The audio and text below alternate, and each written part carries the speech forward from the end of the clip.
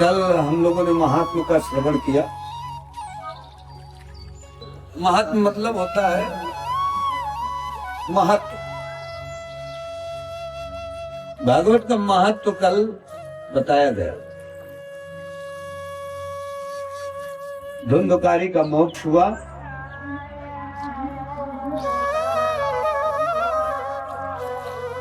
बड़ा पापी था धुंधकारी, लेकिन भागवत की शरण ली उसने, भगवान की कथा सुनी, उसका कल्याण हो गया।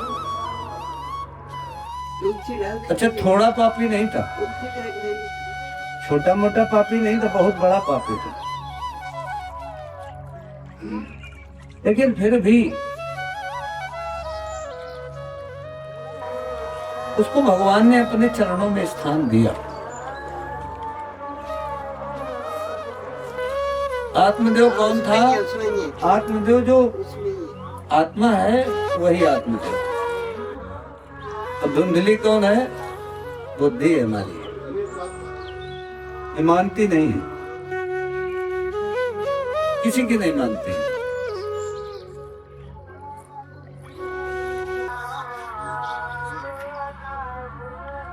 बुद्धि यदि भक्तों के चरणों में है, बुद्धि यदि भगवान की नखमणि चंद्रिका का आश्रय ले रही है, बुद्धि यदि भगवान के चरणों में रखी हुई तुलसी की गंध ले रही है,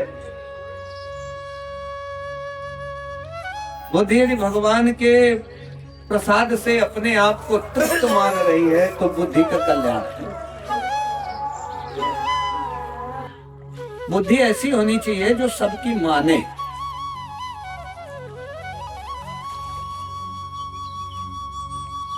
वही व्यक्ति इस मार्ग में सफल हो पाता है। जिसको ये बोध है कि हम बड़े बुद्धिमान हैं, वो सफल नहीं होता है इस मार्ग। यहाँ पे बुद्धिमानों की आवश्यकता नहीं, यहाँ पे किसकी आवश्यकता है? जो सबको साथ लेके चले और सबके साथ चल पाए।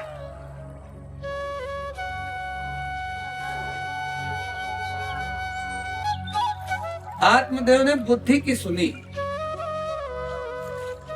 और बुद्धि का लक्षण है पक्षपात करती है। बुद्धि का काम क्या है? ये हमारा, ये आपका, ये पराया। और जहां पे हमारा पराया होगा वहां पे महाभारत का युद्ध होगा, नहीं होगा। गीता का जब अनुशीलन करोगे, चिंतन करोगे, तो देखोगे कि प्रथम श्लोक में ही ये बोध हो जाता है कि युद्ध का कारण क्या था।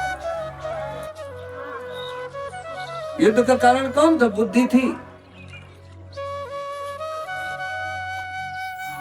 मामका पांडवा। धृतराष्ट्र संजय से क्या पूछ रहे हैं?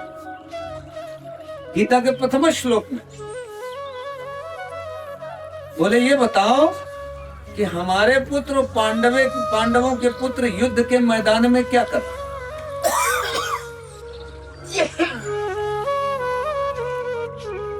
यहाँ पर धृतराष्ट्र ये भी बोल सकता था कि कुरुवंशीय क्या कर रहे हैं, क्योंकि कुरु के संतान थे ये लोग। लेकिन उसको उसकी दृष्टि में भेद था, क्योंकि बुद्धि के आश्रय में था ना। प्रज्ञा चक्षु विवेक तो था नहीं, विवेक से देख ही नहीं पा रहा था, अंधा था। देखो, आंख का अंधा ठीक होता है, लेकिन बुद्धि का अंधा ना हो।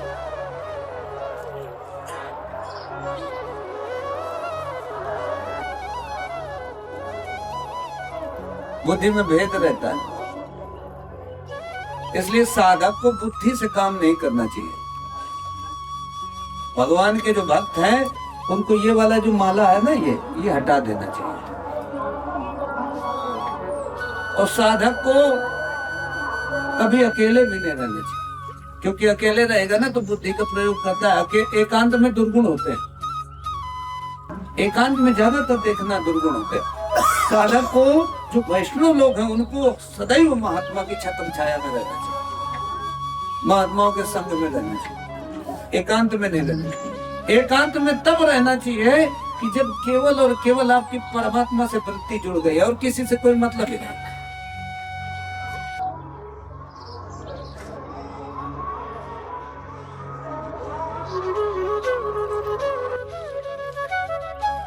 धुंधली कौन है? बुद्धि है, जो किसी की नहीं मानती है, वो पक्षपात करती रहती है। अरे ये तो हमारा है, ये तुम्हारा है, हम अपना देंगे नहीं, तुम्हारा सब ले लेंगे।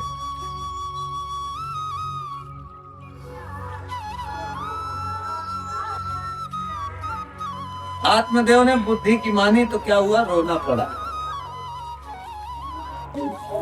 और जब उन्होंने बुद्धि का त्याग किया, बुद्धि को छोड़ करके कहाँ चले गए? जंगल चले गए। जंगल चलने जाने का मतलब है कि अपने स्वरूप में अवस्थित हो गए, भगवान की चरण शरण ले ली, वहीं पर बुद्धि का नाश हो गया।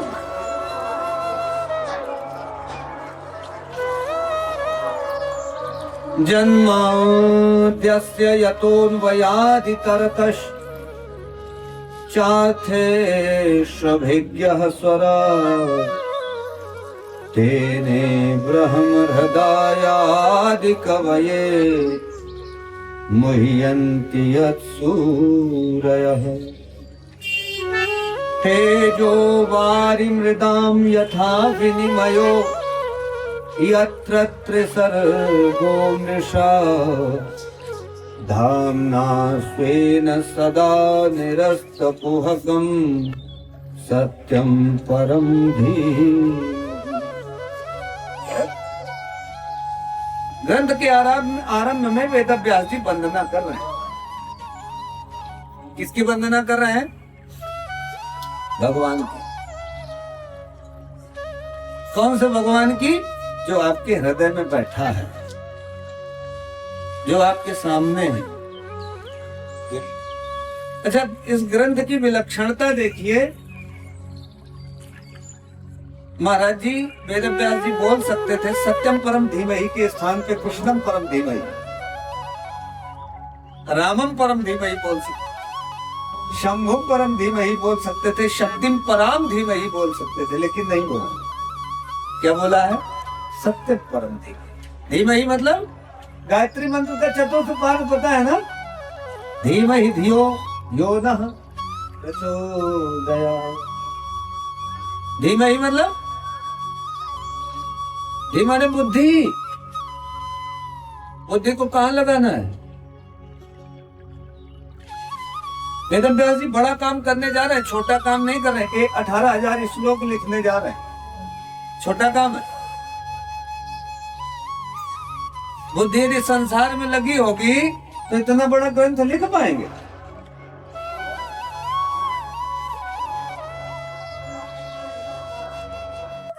बड़ा काम है। तो बुद्धि को कहां लगाना है? भगवान के चरणों में लगाना है। भगवान का स्मरण करके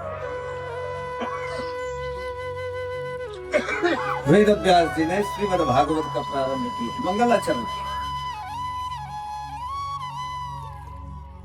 अब व्यास जी कहते हैं, महाराज नैमिषारण्य का पवित्र क्षेत्र है, वहां पर शौनक ऋषि ने 88,000 ऋषियों के साथ 1 वर्ष का, 1 सहस्त्र वर्ष का यज्ञ किया। एक दिन हवन आदि से निवृत्त हुए, कुछ समय मिला तो सूत जी आ गए, उनको बैठाला, विधिवत पूजन किया और 6 प्रश्न पूछे। पूरे भागवत में 6 प्रश्नों का उत्तर है, केवल 6 प्रश्न है। कौन कौन से? बोले महाराज, ये जो मनुष्य हैं इनके लिए क्या करना ठीक है, ये क्या करें कि इनका कल्याण हो जाए। और दूसरा प्रश्न क्या है? इस शास्त्रों में तो बहुत कुछ है, वेदों में तो 1 लाख मंत्र हैं, लगभग 1 लाख श्लोक तो भागवत महाभारत में है। भागवत में 18,000 श्लोक है, 80,000 कर्म कांड में मंत्र है, 16,000 उपासना कांड में मंत्र है और 4,000 ज्ञान कांड में मंत्र है।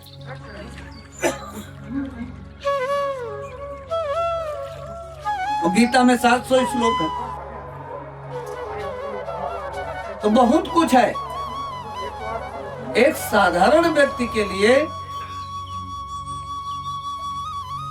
ऐसा बताओ कि उसका कल्याण हो जाए, सार बताओ, सरल बताओ उसको। क्योंकि संसार कठिन को नहीं स्वीकार करता है, सरल चाहता है। तीसरा प्रश्न, बोले महाराज भगवान श्री कृष्ण माता देवकी के गर्भ से क्यों उत्पन्न हुए? यदि कंस को ही मारना था तो ये तो ईमानी भूतानी जायन्ते, वो केवल संकल्प कर लेता है तो सृष्टि उत्पन्न हो जाती, संकल्प मात्र से। तो यदि कंस को मारना ही इष्ट था तो उसने जन्म क्यों लिया? भगवान कृष्ण माता देवकी के गर्भ से किस लिए उत्पन्न हुए ये बताओ। चौथा प्रश्न, बोले महाराज भगवान के सारे चरित्रों को आप बताओ जिनका गुणगान संत लोग किया करते हैं। पांचवा प्रश्न, बोले भगवान के कितने अवतार हैं और उन अवतारों से संबंधित कथाएं क्या हैं, वो भी सुनने की बड़ी इच्छा। तो छठवां जो महत्वपूर्ण प्रश्न है, सबसे अंतिम प्रश्न, बोले महाराज जब भगवान कृष्ण श्री कृष्ण इस कलेवर को छोड़ करके चले गए, इस धरा को छोड़ करके चले गए, तो धर्मः कम शरणम गतः, धर्म किसकी शरण में गया? सूत जी ने कहा महाराज बड़ा उत्तम प्रश्न पूछा।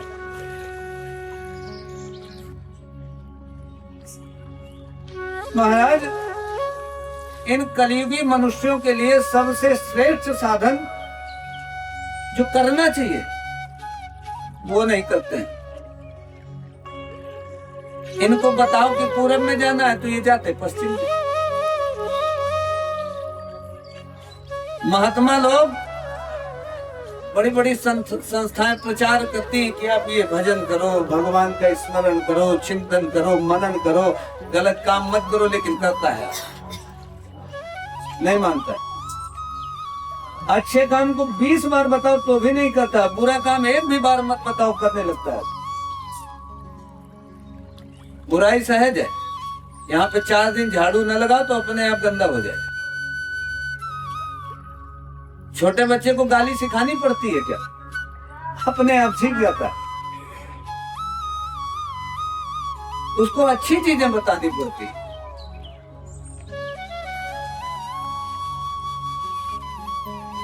सूत जी ने कहा महाराज मनुष्य के लिए सबसे अच्छा है कि वो अपने कर्तव्य कर्म करे। मनुष्य का परम कर्तव्य है कि वो भगवत आराधना करे, भगवान की साधना करे, क्योंकि जीव परमात्मा से सबसे ज्यादा क्लोज है। जीव का जो नित्य संबंध है वो परमात्मा के साथ है। संसार में जो संबंध होते हैं वो तो बन जाते हैं यहाँ पे आने के बाद।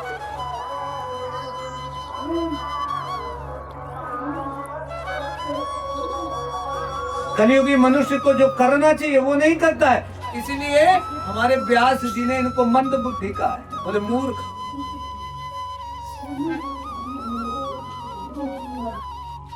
सूत जी ने कहा महाराज समस्त शास्त्रों का सार ये है कि मनुष्य भगवत आराधना करे, हर समय भगवान की याद करे। अनुकूलता हो तब भी ध्यान करे और प्रतिकूलता हो तब भी। लेकिन होता यह है कि हम जब जब हमारे विपत्ति आती है, थोड़ा सा भी कष्ट आ जाए तो सबसे पहले हम किसको बोलते हैं? भजन बोलते हैं। सबसे पहले माला अलग रख देते हैं, सबसे पहला लक्षण है। एक व्यक्ति समुद्र के किनारे बैठा था, एक महात्मा है, बोले क्यों बैठे हो बेटा? बोले महाराज स्नान करना है। बोले क्यों नहीं कर रहे हो? बोले ये लहरें खत्म हो जाए तो स्नान कर लें। समुद्र की लहरें खत्म होंगी, उसी में व्यवस्था बनानी पड़ेगी। शादी हो जाए तब विवाह करेंगे।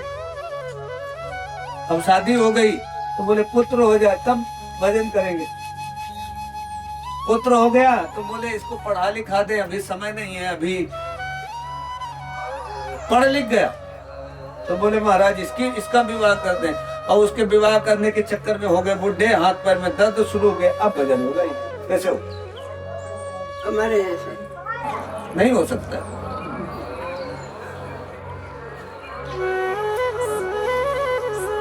क्षण भंगुर जीवन की कलिका,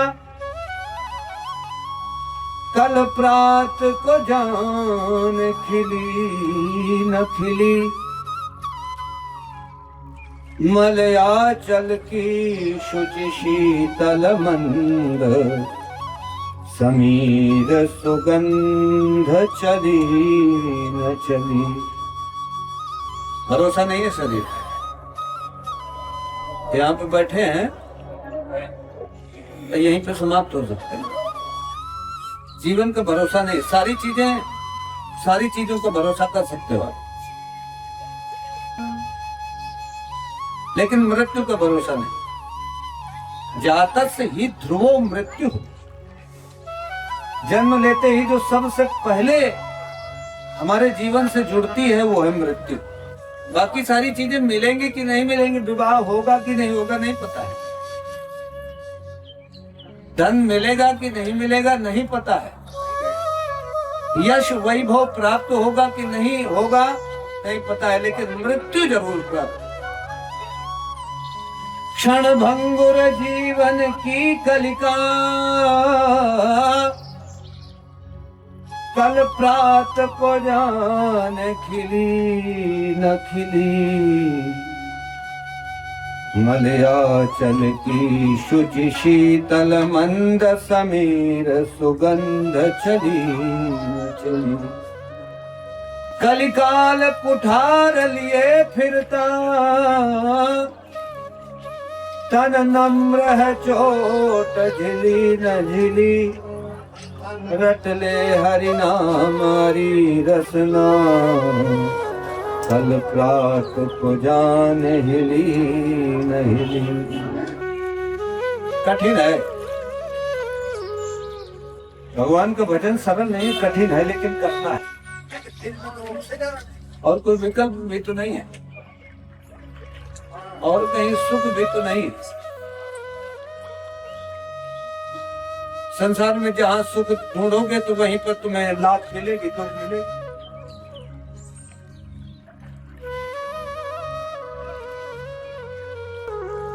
भोग इंद्रियों की तृप्ति के लिए नहीं है, जीवन निर्वाह के लिए। उतना रखो जितने से काम चल जाए। भोग का मतलब है आवश्यकता की पूर्ति, इच्छा की पूर्ति नहीं है। इच्छा की पूर्ति कोई नहीं कर सकता है।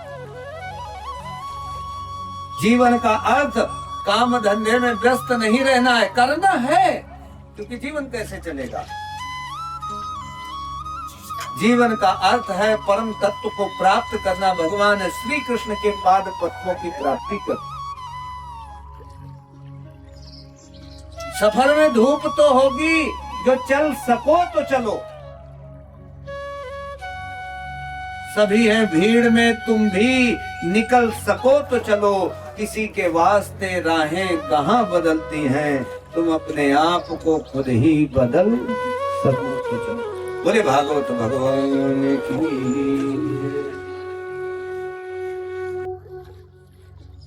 शौनक जी ने कहा, महाराज कौन सी कथा हमें सुना रहे हो आप? बोले भागवत कथा सुना रहे। बोले ये कथा ना सुनाओ, हमें वो सुनाओ जो सुखदेव जी ने परीक्षित को सुनाई।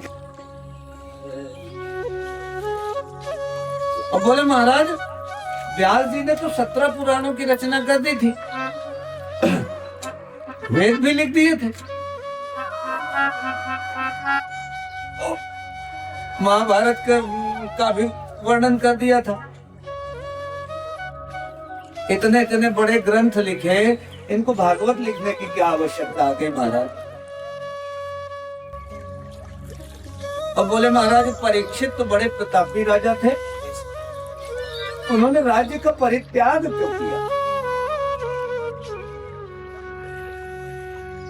सूत जी ने कहा, महाराज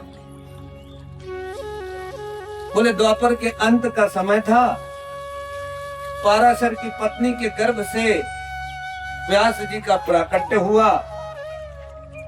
एक दिन व्यास जी सरस्वती नदी के तट पर बैठे थे। उन्होंने देखा कि लोग अधार्मिक हो रहे हैं, धर्म का ह्रास हो रहा है, भौतिक वस्तुओं की शक्ति कम हो गई है, मनुष्य शक्तिहीन हो गया है, श्रद्धा विश्वास खत्म हो गया है, उम्र भी कम है। तो वेद व्यास जी ने दया आई उनको, तो सोचे एक वेद है, पूरे जीवन में ये पढ़ नहीं पाएंगे, तो 4 भाग कर दिए।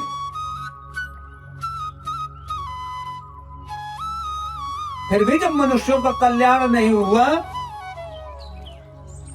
तो पंचम वेद के रूप में महाभारत की रचना की। 1 लाख में 17 पुराणों की रचना की।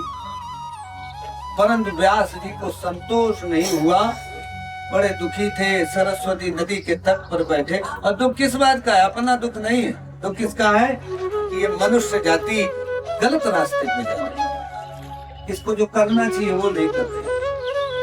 महापुरुष कभी अपने दुख से नहीं दुखी होता है। महापुरुष किसके दुख से दुखी होता है? संसार के लोगों को दुखी देख करके दुखी होता है, उसका अपना दुख नहीं है।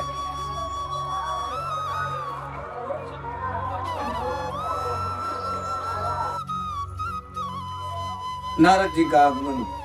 नारद जी आए, व्यास जी ने देखा, हाथ जोड़ा, उनकी पूजा की, बैठाला, बोले महाराज आप बहुत बढ़िया है, बड़े दुखी हैं। नारद जी ने कहा महाराज दुख तो तुमने पैदा किया है। भाई किसी ने तुम्हें दुखी किया होता तो अलग बात है।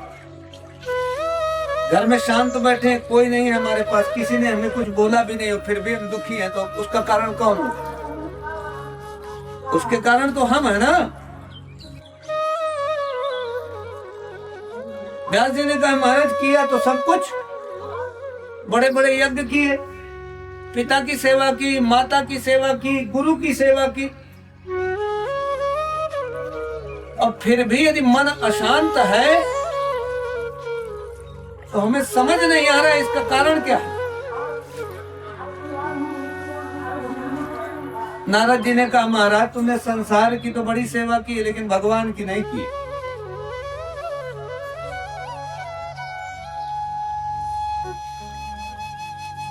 संसार का गुणानुवाद करोगे तो जानते हैं क्या बढ़ेगा?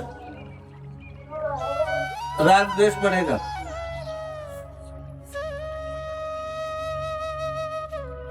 और संसार का गुणानुवाद नहीं करोगे, अपना गुणानुवाद करोगे, अस्मिता बढ़ेगी, अपने से बड़ा मोह हो जाएगा शरीर से। 36 बार शीशा देखोगे कब तक कि हम कैसे बने। और मनुष्य का स्वभाव है बोलेगा जरूर, कुछ ना कुछ तो बोलेगा। संसार की बात करोगे तो राग द्वेष बढ़ेगा,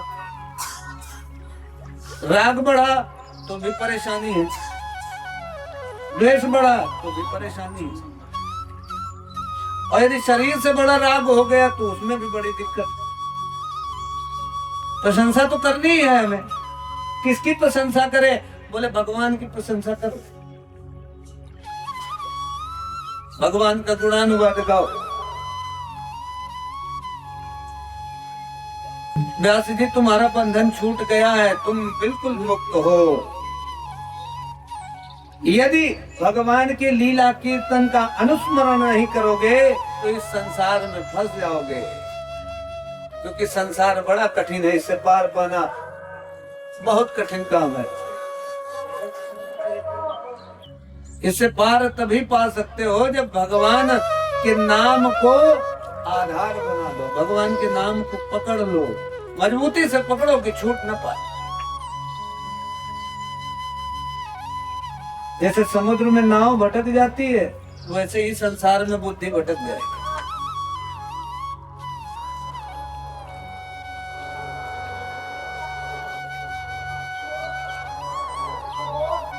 याद में उनकी आंसू बहाते हैं हम,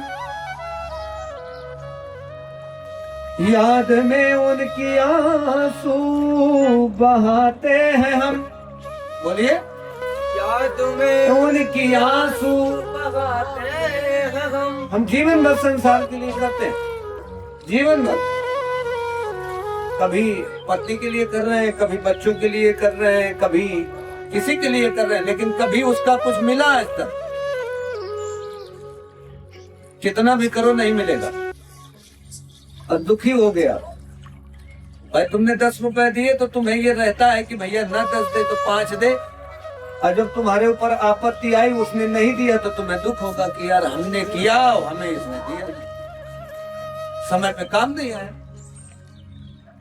याद में उनकी आंसू बहाते हैं हम, याद में उनकी आंसू बहाते हैं हम, पर कभी वे हमें याद करते नहीं, पर कभी याद हमें वो करते नहीं, पर कभी वे हमें याद करते नहीं, पर कभी वे हमें याद करते नहीं, हम उन्हें भूल पाते नहीं उम्र भर, हम उन्हें भूल पाते नहीं उम्र भर, वे हमें छोड़ जाते चले हैं कहीं, वे हमें छोड़ जाते चले हैं कहीं। तुम याद करते रहो, हमारा बड़ा प्रेम था, हमारी पत्नी बड़ा हमें चाहती थी, हमारा पति हमें बड़ा प्रेम करता था, अब छोड़ के चला गया। रोते रहो तुम, उसको मतलब है क्या? ये संसार आने जाने वाला है, स्थान खाली करो, आप जाओ, दूसरा आएगा, इसलिए रोना नहीं है। यदि अश्रुपात करना है तो उनके लिए करो, एक आंसू निकल गया तो कल्याण हो जाए, एक आंसू में कल्याण हो। हम उन्हें भूल पाते नहीं उम्र भर, हम उन्हें भूल पाते नहीं उम्र भर, वे हमें छोड़ जाते चले हैं कहीं, वे हमें छोड़ जाते चले हैं कहीं, घर हमारा उजड़ जाता उनके बिना, घर हमारा उजड़ जाता उनके बिना, और वे घर बसाते नया जा कहीं, और वे घर बसाते नया जा कहीं। पुत्र को पढ़ाया लिखाया, और जब वो योग्य बन गया तो वो अमेरिका में बस गया। हमारी ये अपेक्षा थी कि बुढ़ापे में रहेगा तो कम से कम सेवा करेगा, सेवा की तो बात छोड़ो, उसने हमें त्याग ही दिया, याद भी नहीं करता किसी। घर हमारा उजड़ जाता उनके बिना, घर हमारा उजड़ जाता उनके बिना, और वे घर बसाते नया जा कहीं, और वे घर बसाते नया जा कहीं। रीति निदान जगत की विचित्रा बड़ी, रीति निदान जगत की विचित्रा बड़ी, सुख बिना हरि भजन जीव पाता नहीं, सुख बिना जीव हरि भजन पाता नहीं, सुख बिना हरि भजन जीव पाता नहीं, सुख बिना हरि भजन। जीव पाता नहीं। व्यास जी भगवान का भजन करो। विद्वानों को जो पढ़े लिखे होते हैं उनको माला पकड़ने में शर्म आती है, उनको लगता है क्या यार वही हम काम कर रहे हैं जो पूरी दुनिया कर रहे हैं, सारे इस्कॉन के वक्त चिल्ला रहे हैं हरे कृष्ण नाम नहीं करेंगे, हमको नया करेंगे। ये ठीक नहीं है, रोड में जा रहे हैं माला पकड़े और भजन कर रहे हैं, ये अच्छा नहीं लगता। जो लोग इस तरीके से सोचते हैं वो फंस जाते हैं, वही दुखी है।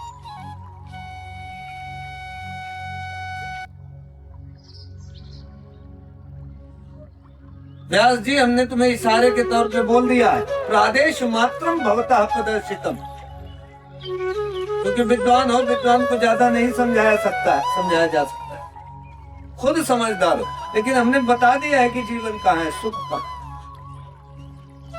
तुम्हारा दुख क्यों है, तुम्हें इस दुख से स्वयं लड़ना। व्यास जी मैं तुम्हें अपने पूर्व जन्म का इतिहास सुनाता हूं। नारद जी ने कहा महाराज पूर्व जन्म में मैं दासी पुत्र था, मेरी माँ ब्राह्मणों के यहाँ सेवा करती थी। एक दिन ब्राह्मण देवता के यहाँ कुछ महात्मा आए चातुर्मासा करने, तो ब्राह्मणों की मेरे ऊपर कृपा हुई क्योंकि मैं कम बोलता था। उन्होंने महात्माओं की सेवा में लगा दी। 5 वर्ष की उम्र, महात्माओं को उच्छिष्ट प्रसाद प्राप्त करता था। जो जूठन मिल जाती थी उसी को प्राप्त करता था, खाता था। महात्मा लोग प्रसन्न हो गए। महात्मा जब प्रसन्न हुए तो महाराज उन्होंने भागवत कथा हमें सुनाई, और जब भागवत कथा सुनी तो भगवान में प्रेम उत्पन्न हो गया। और जब भगवान से प्रेम हुआ तब ये जाना कि ये जो संसार दिख रहा है ये तो है ही नहीं, किसी काल में नहीं था, कभी नहीं था।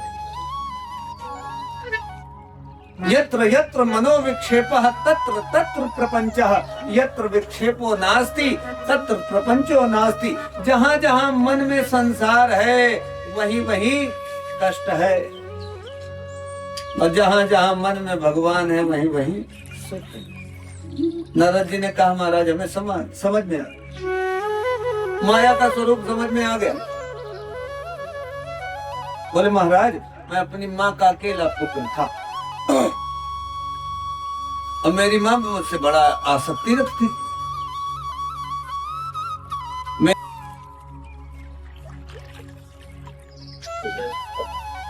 महात्मा लोग तो हमें उपदेश करके चले गए, महाराज मैं जाना चाहता था उनके साथ, लेकिन माँ की आसक्ति ने मुझे रोक लिया।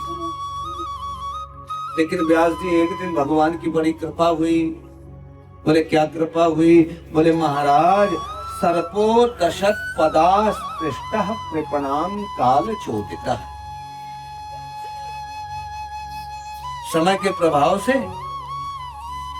एक दिन ब्रह्म मुहूर्त में मेरी माँ गाय दूहने के लिए गई तो सर्प ने उसको काट लिया। कहाँ काटा? बोले पदा पैर में काट लिया। व्यास जी ने कहा क्या हुआ महाराज उसका माँ का? बोले मर गई।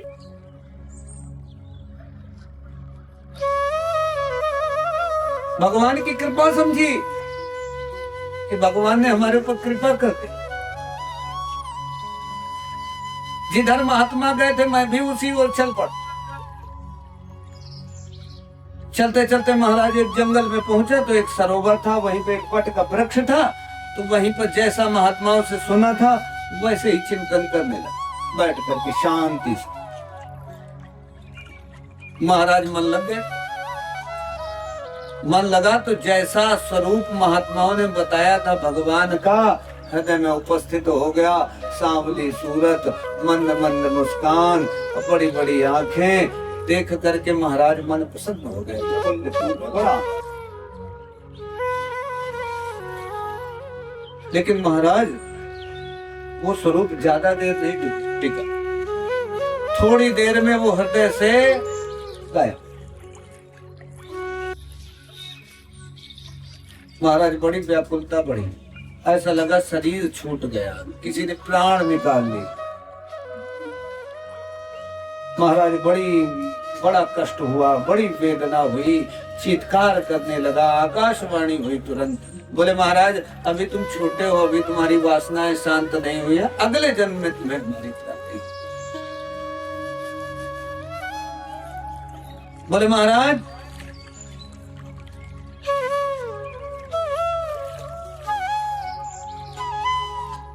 भगवान का भजन करता रहा। सृष्टि का प्रलय हुआ, शरीर छोड़ा और छोड़ करके ब्रह्मा जी के पास पहुंचा। और जब सृष्टि का प्रलय हुआ तो ब्रह्मा जी के साथ मैं भी भगवान के उदर में प्रवेश कर गया। और जब भगवान ने पुनः सृष्टि की, ब्रह्मा जी को बनाया, तो ब्रह्मा जी के उत्संग यानी गोद से मेरा भी प्रादुर्भाव हुआ।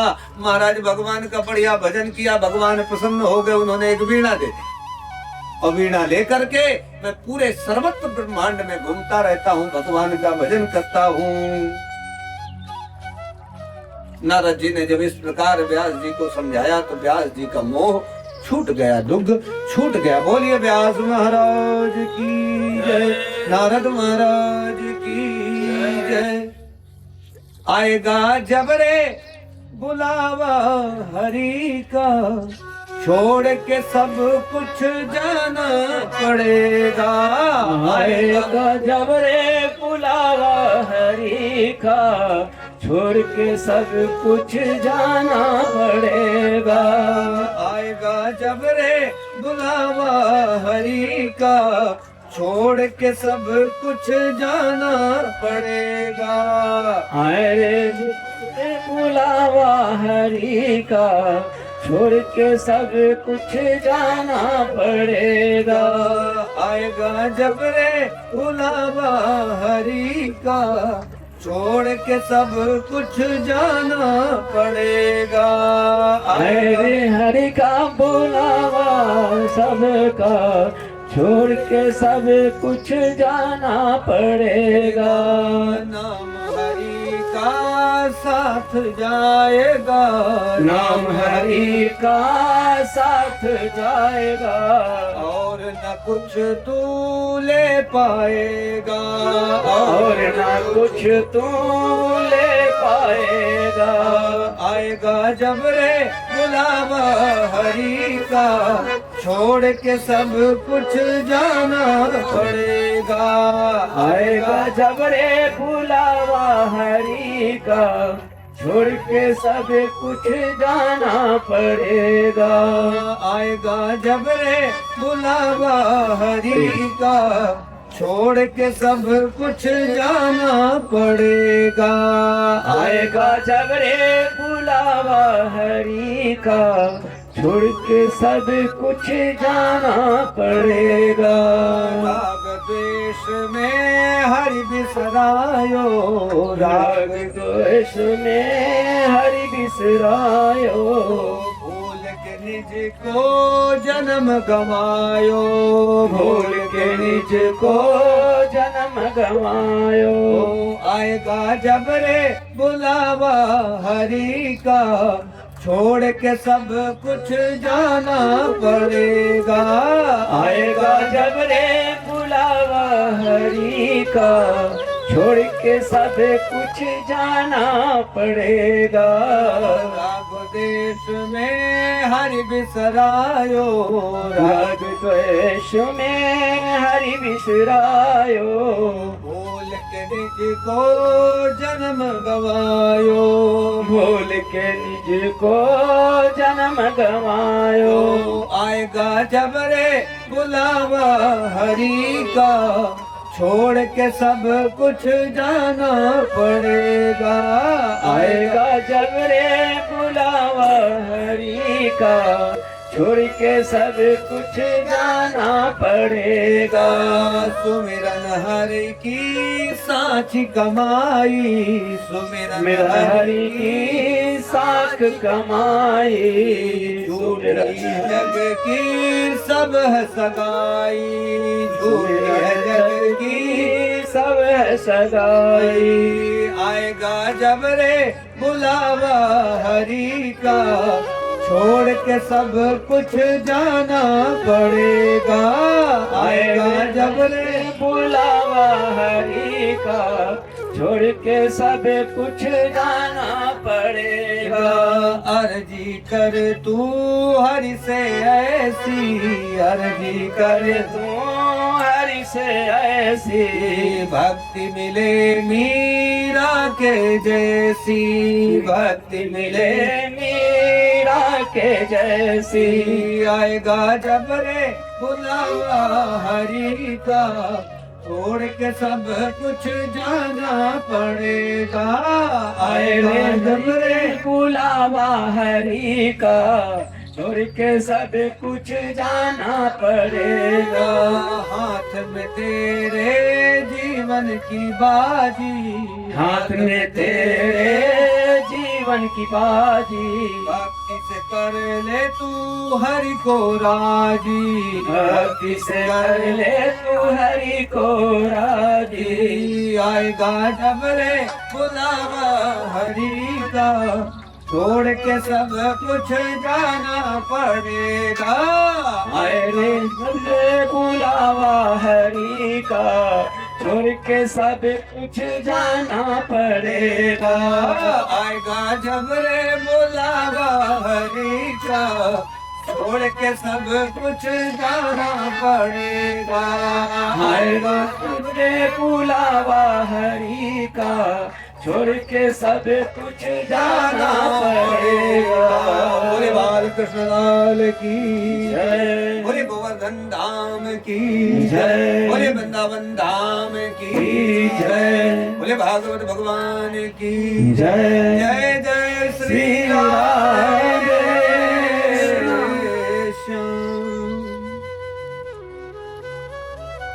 यदा मृधे कौरवसृञ्जयानां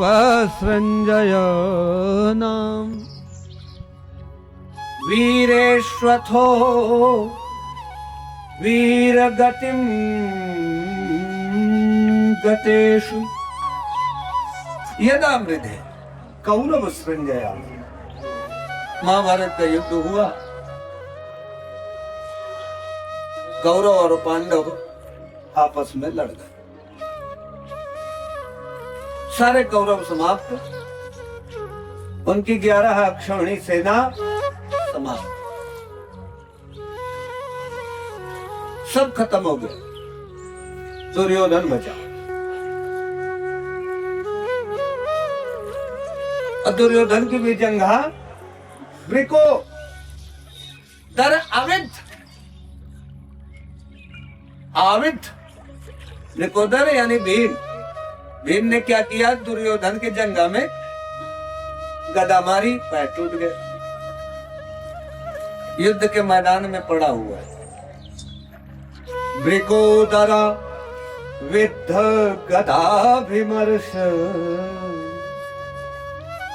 भग्नोरुदंडे धृतराष्ट्र पुत्रे। धृतराष्ट्र का जो पुत्र है कौन, दुर्योधन। भगवान कृष्ण इसको सुयोधन बोलते थे, नकारात्मक नहीं बोलना चाहिए ना। भगवान कृष्ण क्या बोलते थे, सुयोधन, कि शायद सुधर जाए, यथा नाम तथा गुण, लेकिन नहीं सुधरा, जंघा टूटी पड़ी है। अंतिम समय मृत्यु की सैया में बिल्कुल मृत्यु का साक्षात सामना कर रहा है। अंतिम समय, अंतिम समय लोग मिलने जाते हैं ना कि चलो भाई जीवन भर भले ही बुराई रहे हो, लेकिन आखिरी में तो एक बार मिल लो। दुर्योधन का एक मित्र था अश्वत्थामा, द्रोणाचार्य का पुत्र, बड़ी मित्रता थी। अश्वत्थामा पहुंचा, बोला मित्र बड़ा आपको कष्ट है, मुझसे तो देखा नहीं जा रहा, और हमें बड़ा कष्ट है मित्र कि तुम युद्ध हार गए। दुर्योधन ने कहा कि देखो, इतना तो हमें भी समझ में आता है कि जब युद्ध होगा तो चीजें मिलती हैं, या तो जय या पराजय। हमें दुख हारने का गम थोड़ी ना है, हार जीत तो लगी रहती है। वो तो हम लड़े थे तो हमें पता था कि या तो हार मिलेगी या तो जीत मिलेगी। शूरवीर हार से नहीं डरते, क्षत्रिय हार से नहीं डरते।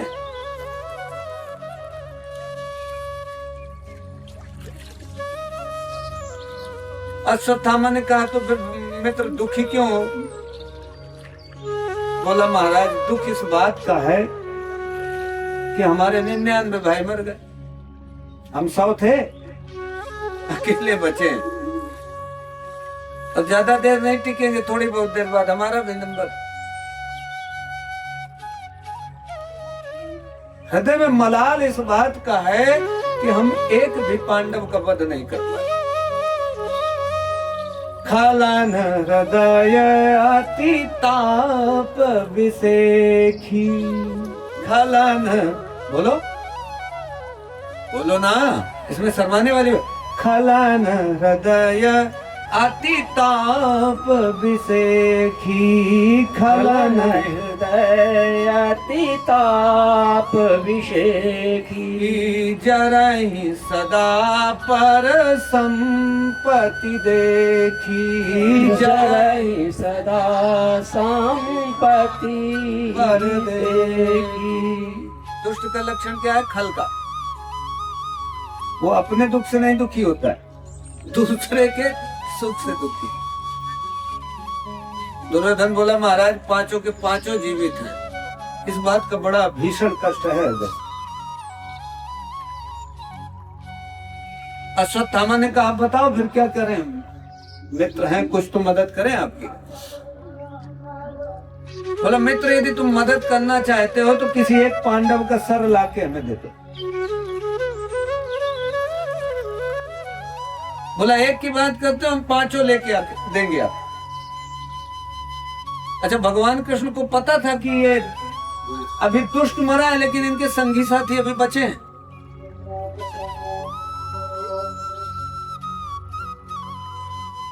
भगवान कृष्ण को पता चल गया ये अश्वत्थामा अभी जीवित है, ये आएगा क्योंकि मारा नहीं जा सकता है, अमर है।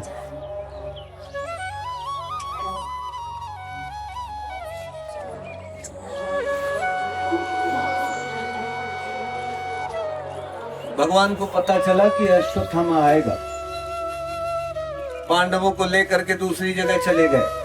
अब अश्वत्थामा पहुंचा तो जिस शैया पे जहां पे लेटते थे पांडव लोग, वहां पे पांडवों के पुत्र लेटे थे।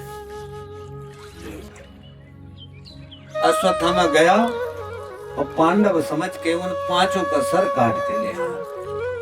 अब दुर्योधन के पास पहुंचा, दुर्योधन ने जैसे ही देखा बड़ा पसंद हुआ कि जो हम 17-18 दिन में नहीं कर पाए, तो सोचो इसने 1 घंटे में कर दिया। अरे ये पहले हम इसी से बोल देते तो ये हो जाता, इतना बड़ा युद्ध करने की क्या आवश्यकता थी। 18 अक्षौणी सेना मर गई, तो इसने 5 मिनट में कर दिया। बड़ा पसंद हुआ, लेकिन जब ठीक ढंग से देखा तो उसको बोध हुआ कि अरे ये पांडव नहीं है, पांडवों के पुत्र हैं। बड़ा धिक्कारा अश्वत्थामा को कि अरे दुष्ट तूने ये किया क्या, अब तो जलांजलि के लिए कोई बचा भी नहीं, हम मर जाएंगे तो पांडवों के बाद कौन जलांजलि देगा, कौन श्राद्ध करेगा। दुर्योधन को श्राप था कि एक ही समय पर जब तुझे सुख और दुख दोनों की प्राप्ति होगी तब तुम मर गए। दुर्योधन तड़प तड़प के मर गया। इधर द्रौपदी आई शिविर में, तो जब अपने पुत्रों की मृत प्राय अवस्था देखी कि गला कटा हुआ है, गर्दन है नहीं, शरीर पड़ा हुआ है, तो बड़ी दुखी हुई। कोई माँ जब अपने पुत्रों को इस अवस्था में देखेगी तो दुख तो होगा। चित्कार कर उठी, रोने लगी, विलाप करने लगी।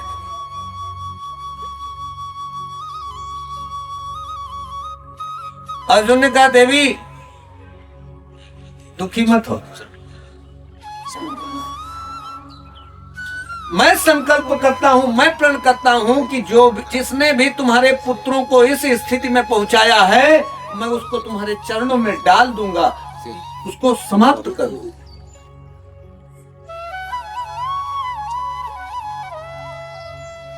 भगवान कृष्ण को साथी बनाया। संकल्प की पूर्ति किससे होती है? बिना भगवान के नहीं हो सकती। अर्जुन ने कोई भी जितने भी संकल्प लिए हैं उनके मूल में किसको रखा है? भगवान को। और बड़ी सरलता से अर्जुन पार हो गए। और जब अकेले गए तब फंस गए। अकेले देवलोक गए थे तो उर्वशी ने शाप दे दिया।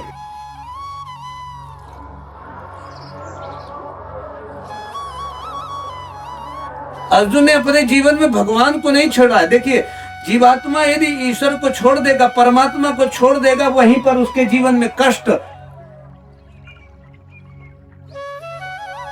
व्याधियां, आपत्तियां सब आएंगी।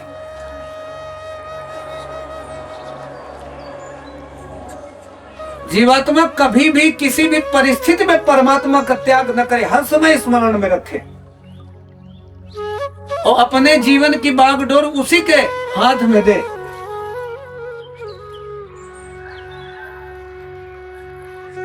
रथ लिया, भगवान को साथी बनाया, बोले चलो। गए, अश्वत्थामा को पीछा किया। अश्वत्थामा को पहले पता था कि ये आएंगे। लगाई उसने दौड़। जब देखा ये पकड़ लेंगे तो ब्रह्मास्त्र का प्रयोग कर दिया। अर्जुन ने भगवान से कहा प्रभु अब क्या करें? बोले तुम भी ब्रह्मास्त्र छोड़। ये ब्रह्मास्त्र छोड़ना जानता है लेकिन वापस लेना नहीं जानता है। द्रोणाचार्य ने इसको नहीं सिखाया, द्रोणाचार्य को नहीं सिखाया। द्रोणाचार्य ने अपने पुत्र को नहीं सिखाया कि ब्रह्मास्त्र वापस कैसे लेते हैं, लेकिन अर्जुन को सिखाया। अर्जुन ने ब्रह्मास्त्र लिया और उनको दोनों को आपस में टकरा दिया, दोनों आपस में विलीन हो गए। अब अर्जुन ने अश्वत्थामा को बांधा और बांध के शिविर की ओर आए। अब देखिए कितना अद्भुत दृश्य है। और ये जो कथा है, ये जो घटनाएं हैं, ये केवल सनातन में मिलेंगे और कहीं नहीं मिलेंगे आपको। इतना उदार धर्म है अपना, इतना उदार कि कुछ भी हो सकता है। माता द्रौपदी ने जब देखा कि अश्वत्थामा को रथ के पीछे बांध करके घसीटते हुए ला रहे हैं, तो द्रौपदी को बड़ा कष्ट हो। बोली, अरे अर्जुन, ये तुम क्या कर रहे हैं? बोली, अर्जुन मुच्यताम मुच्यताम एष। एक बार नहीं बोला, 2 बार बोला। बोली, अरे अर्जुन, इसको छोड़ दो, छोड़ दो। अर्जुन ने कहा, क्यों छोड़ दे देवी? अभी तो आप रो रही थी। अरे इसने तुम्हारे पुत्रों का वध किया है। द्रौपदी ने कहा, महाराज वध किया है ये हमें पता है, लेकिन महाराज ब्राह्मणों नितराम गुरु, ब्राह्मण सदैव गुरु रहा है। आज यदि इसको आपने मार दिया तो कितना बड़ा अपराध हो जाएगा। और महाराज एक विचार तो करो, सरहस्यो धनुर्वेदः सब सर्गोपसंयमः। जो भी आपने शिक्षा ली है वो इसके पिता से ली। जिस धनुष के सहारे, गांडीव के सहारे आपने महाभारत रूपी समुद्र को पार किया, उस ज्ञान का दाता कौन था? इसी का पिता था प्रभु। इसको छोड़ दो। अरे महाराज, ये अश्वत्थामा नहीं है, सएष भगवान द्रोणः। ये द्रोणाचार्य हैं, अश्वत्थामा के रूप में तुम्हारे सामने खड़े। आत्मा वही जायते पुत्रः। पुत्र अपने पिता की आत्मा होता है। अब महाराज, यदि तुमने इसको मार दिया तो हम में और इसमें अंतर क्या रहेगा? जो आज दुख हमें हो रहा है, वही दुख इसकी मां को होगा। मारोदी दस्य जननी गौतमी पति देवता। बोले, महाराज,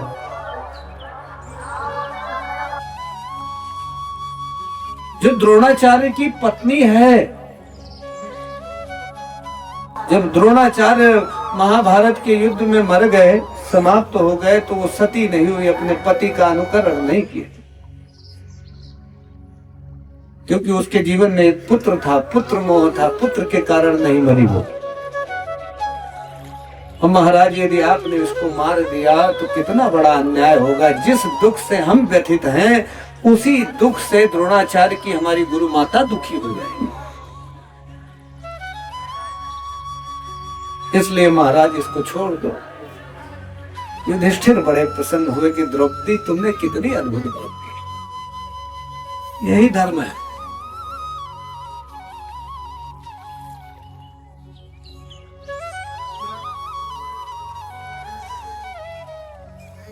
भीम अड़ गए। युधिष्ठिर ने कहा छोड़ दो, अर्जुन ने कहा छोड़ दो, नकुल सहदेव ने कहा छोड़ दो, भीम ने कहा तुम छोड़ दोगे, हमें जहां मिलेगा वहीं मार देंगे, हम तो नहीं छोड़ेंगे।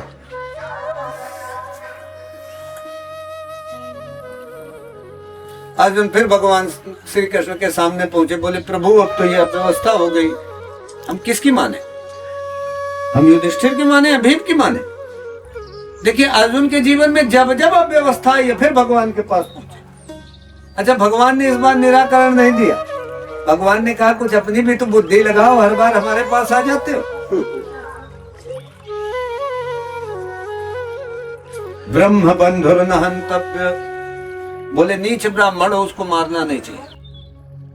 ऐसा ब्राह्मण नीच से नीच ब्राह्मण को मारना नहीं चाहिए। और बोले आतताई कोई भी हो उसको छोड़ना नहीं चाहिए। आतताई जानते हैं कौन होते हैं? आतताई वो होता है जो आपकी खेती छीन ले, रोजी रोटी छीन ले, फसल में आग लगा दे, आपकी पत्नी का हरण कर ले, आपके घर में चोरी कर ले, आपको शस्त्र लेकर के मारने के लिए तैयार हो, आग लगा दे। ये लोग कौन होते हैं? आतताई। भगवान ने कहा इनको छोड़ना नहीं चाहिए, और ब्राह्मण कितना भी अपराध कर दे इसको मारना नहीं चाहिए। मतलब दो बातें बोल रहे हैं मयैव उभयम आम्नातम, ये दोनों बातें मेरे द्वारा कही गई, और इन दोनों बातों का पालन करो। अर्जुन ने कहा महाराज हम तो समस्या का समाधान लेने आए थे, तुमने तो समस्या बढ़ा दी हमारी। लेकिन भक्त बड़ा विवेकी होता है, भक्त बड़ा चतुर होता है। जो लोग मूर्ख समझते हैं ना भक्तों को कि अरे ये तो जब करते रहते हैं, भगवान का भजन करते हैं, इनको क्या आता है? उनको सब आता है। बड़े बड़े IAS PCS डॉक्टर इंजीनियर भजन कर रहे हैं वृंदावन में, देखो जाओ हिमालय में देखो जा करके कैसे कैसे लोग हैं। सब कुछ छोड़ करके उस साधना में, इस कुंभ में ही देख लो जा करके, हजारों तुम्हें 10-20 IAS तो मिल ही जाएंगे यहाँ पे भजन करते हुए।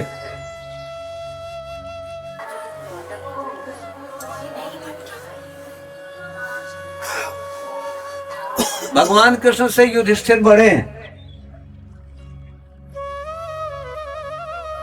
युधिष्ठिर के और भगवान कृष्ण का संबंध क्या है? भगवान कृष्ण की बुआ के लड़के हैं, यानी युधिष्ठिर के मामा के लड़के हैं भगवान कृष्ण, तो रिश्ते में भाई हुए ना। और युधिष्ठिर क्या है? बड़े हैं उम्र में, किससे? भगवान कृष्ण से। इसलिए युधिष्ठिर की बात मानी गई, छोड़ दिया। लेकिन कैसे छोड़ा गया? देखिए ब्राह्मण का वध नहीं करना चाहिए, शारीरिक वध का विधान नहीं है, लेकिन उसका वध क्या है? उसका अपमान कर दो, धक्के मार के भगा दो और उसका धन छीन लो, यही ब्राह्मण की मृत्यु है। बोले भागवत भगवान की जय जय श्री राधे श्याम। गोविंद हरे गोपाल हरे गोविंद हरे गोपाल हरे। जय जय प्रभु दीन दयाल हरे। जय जय प्रभु दीन दयाल हरे। जय जय प्रभु दीन दयाल हरे। जय जय प्रभु दीन दयाल हरे। जय जय प्रभु दीन दयाल हरे। जय जय प्रभु दीन दयाल हरे। जय जय प्रभु दीन दयाल हरे। जय जय प्रभु दीन दयाल हरे। जय जय प्रभु दीन दयाल हरे। जय जय प्रभु दीन दयाल हरे। जय जय प्रभु दीन दयाल हरे। जय जय प्रभु दीन दयाल हरे। जय जय प्रभु दीन दयाल हरे। जय जय प्रभु दीन दयाल हरे। न जाने कौन से गुण पर, बोलिए महाराज जी। न जाने कौन से गुण पर दया निधि रिझ जाते हैं। दया निधि रिझ जाते हैं। न जाने कौन से गुण पर, न जाने कौन से गुण पर दया निधि रिझ जाते हैं। दया निधि कौन से गुण पर दया निधि रिझ जाते हैं। न जाने कौन से गुण पर, न जाने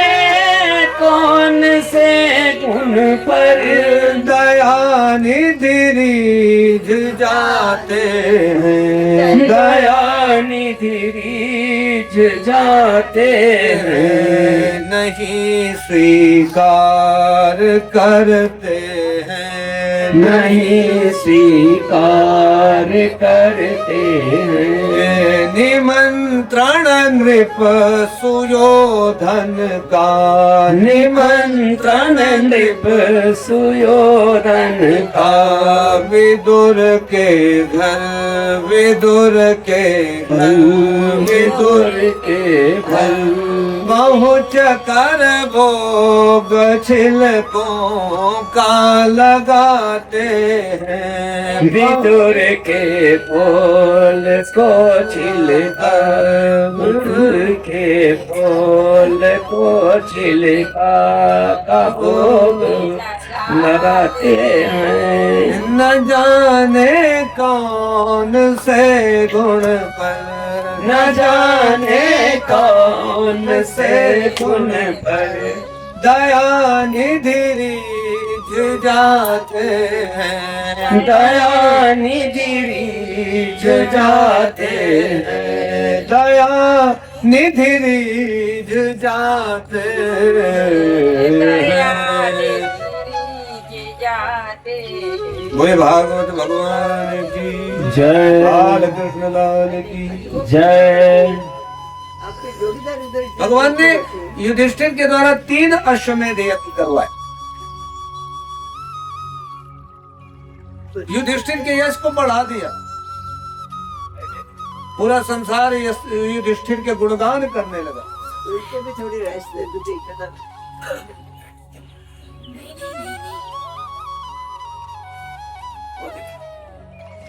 एक दिन भगवान ने युधिष्ठिर से भगवान ने कहा कि भाई देखो, बहुत दिन से हम आपके हस्तिनापुर में हैं, अब हमें द्वारिका जाना चाहिए। युधिष्ठिर ने कहा महाराज, आप यदि इच्छा कर चुके हैं तो आपको कौन रोक सकता है, जाइए। रथ तैयार हुआ,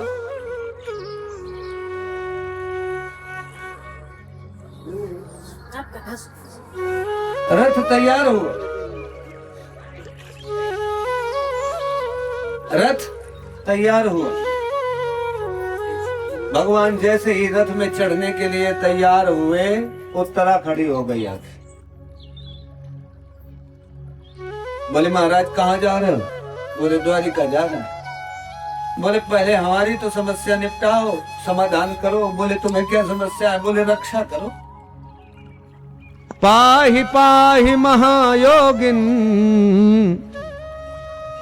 देव देव जगतपते। हे जगतपति, हे ईश्वर, मेरी रक्षा कर, मेरी रक्षा कर।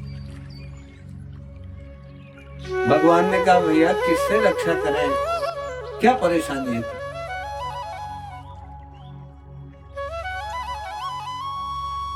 और दूसरा,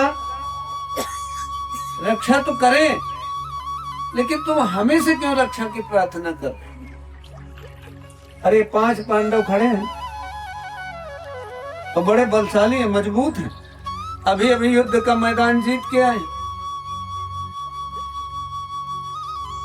भाई जब हमें कोई तकलीफ होती है तो सबसे पहले हम किसके पास जाते हैं? जो हमारा सबसे करीबी होता है।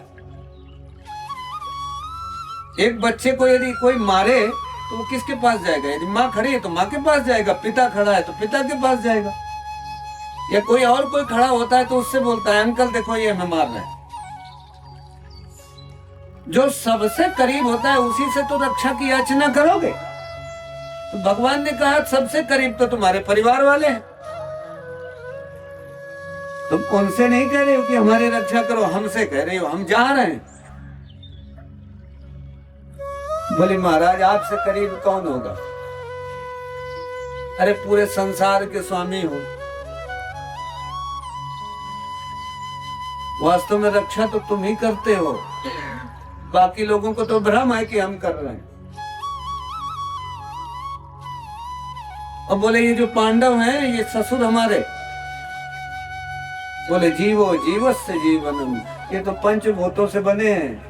मिट्टी का ये शरीर है, ये तो कभी भी पानी का बुलबुला है, कभी भी फूट सकता है। इनसे क्या हम रक्षा करें जो खुद मरने जा रहे हैं? इनसे क्या याचना करें? मांगो उससे कि जो दे दे खुशी से, और जिसके अंदर देने की क्षमता हो। है 10 रुपए तुम मुझसे मांग रहे हो, 10,000 तो कहां से देगा?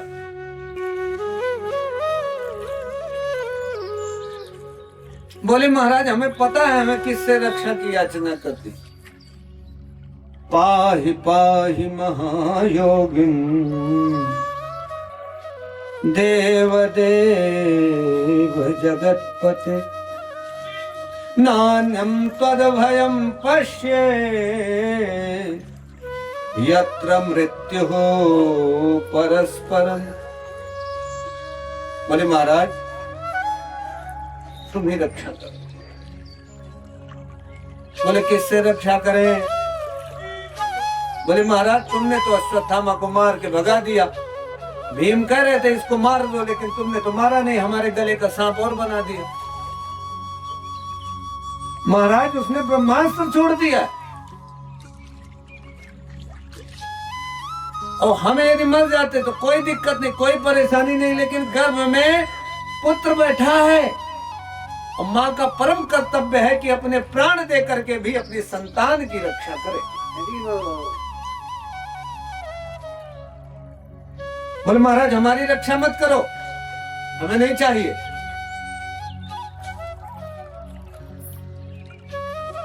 लेकिन महाराज हमारे संतान की रक्षा करो, जो गर्भस्थ है, गर्भ में बैठा है, उसका क्या दोष है? किया धराया तुम्हारा। तुम यदि चाहते तो युद्ध तो रुक सकता था। किया धरा सब कुछ तुमने, और कष्ट हमारे पुत्र को भोगना पड़े, ये कहां का न्याय? इसलिए महाराज हमारे पुत्र की रक्षा करो। भगवान ने तुरंत अपनी कौमुदी गदा को ऐसे घुमाया जैसे चक्र की तरह घूम गई, वो जैसे चक्र घूम रहा हो, और अंगूठे के आकार के होकर के उत्तरा के गर्भ में प्रविष्ट करके और परीक्षित की रक्षा की। बोलिए भगवान कृष्ण की जय, बोलिए द्वारकाधीश भगवान की जय। भगवान ने युधिष्ठिर से कहा आप खुश? बोले हाँ महाराज अब प्रसन्न। बोले अब जाएं? युधिष्ठिर ने कहा महाराज हमने पहले कहा था आपको नहीं रोका जा सकता।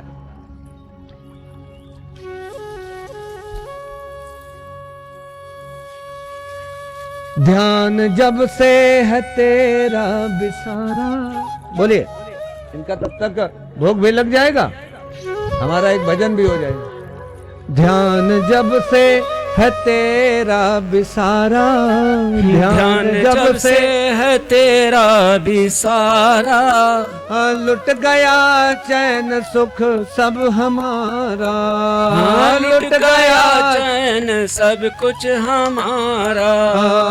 ध्यान जब से है तेरा बिसारा, ध्यान जब से है तेरा बिसारा, लुट गया चैन सुख सब हमारा, लुट गया चैन सब कुछ हमारा। कुछ न पाता समझ क्यों गया उलझ, कुछ न पाता गया समझ गया है उलझ, कुछ न पाता समझ क्यों गया उलझ, कुछ न पाता समझ क्यों गया है उलझ। जग की उलझन में आमन दोबारा, जग की उलझन में आवन दोबारा। लुट गया चैन सुख सब हमारा, लुट गया चैन सब कुछ हमारा। ध्यान जब से है तेरा बिसारा, ध्यान जब से है तेरा भी सारा, लुट गया चैन सुख सब हमारा, लुट गया चैन सब कुछ तुम्हारा। हाँ करूं क्या जतन त्याग हरि सुधि रतन, हाँ करुण क्या जतन त्याग हरि सुधि रतन, हाँ करूं क्या जतन त्याग हरि सुधि रतन, हाँ करूं क्या जतन प्यार के हरि सुधि रतन, हृदय गहने लगा कांच पारा, हृदय कहने लगा कांच प्यारा, हृदय गहने लगा कांच पारा, हृदय लेने लगा कांच प्यारा, लुट गया चैन सुख सब हमारा, लुट गया चैन सब कुछ हमारा, लुट गया चैन सुख सब हमारा, लुट गया चैन सब कुछ हमारा। भगवान ने कहा आप जाएं, युधिष्ठिर ने कहा प्रभु जाओ, किसने रोका है आपको?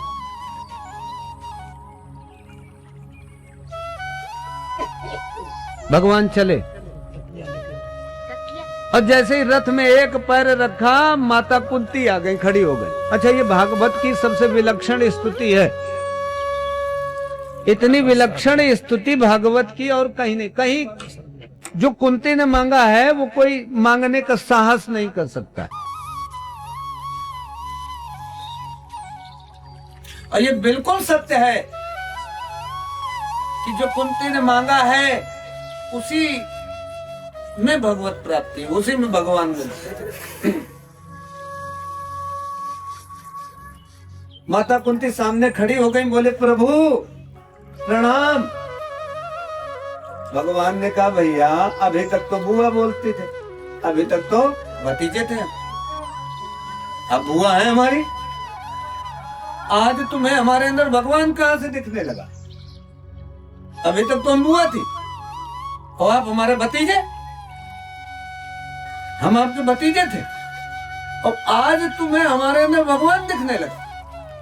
अभी तक रिश्तेदारी निभाई और आज हमारे अंदर परमात्मा दिख रहा। ये तुम्हें ज्ञान किसने दिया?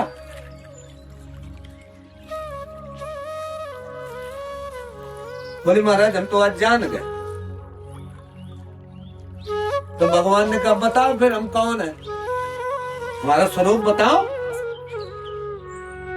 हम भगवान है ठीक है, लेकिन हमारा स्वरूप क्या है? माता कुंती ने बहुत अद्भुत बात कही, बोले अलक्षम, नाम नहीं लिया।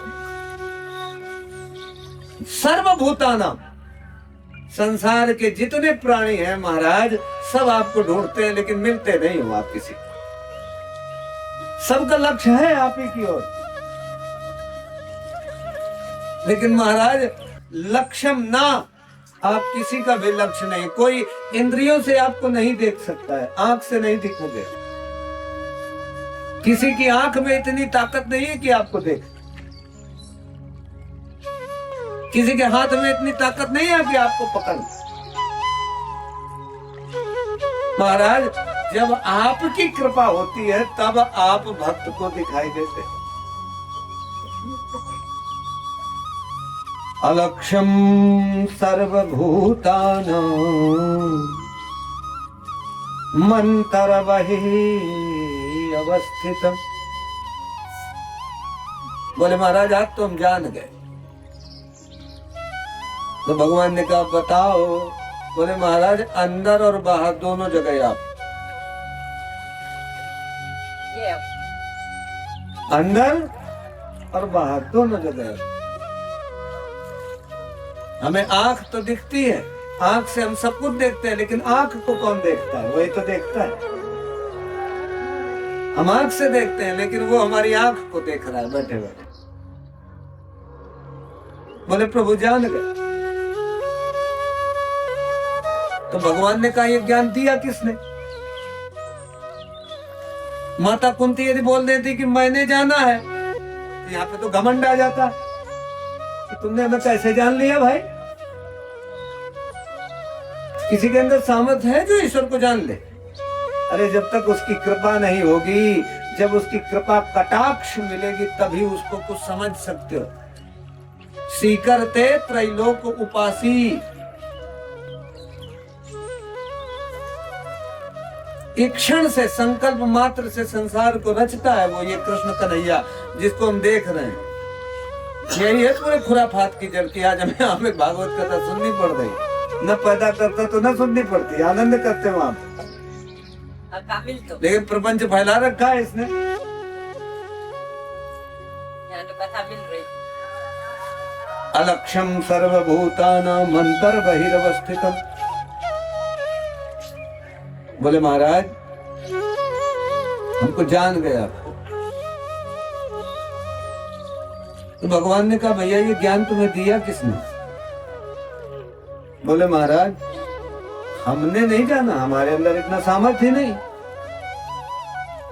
ये तो आपकी कृपा है कि हम आपको जान गए। यानी आप अपने आप को खुद जना रहे, तो ये कृपा नहीं है क्या? हमारा सामर्थ्य था तब कि हम यहाँ पे आकर के भागवत कथा कर पाते। गोप्या ददे त्वयि कृतागसिदाम तावत्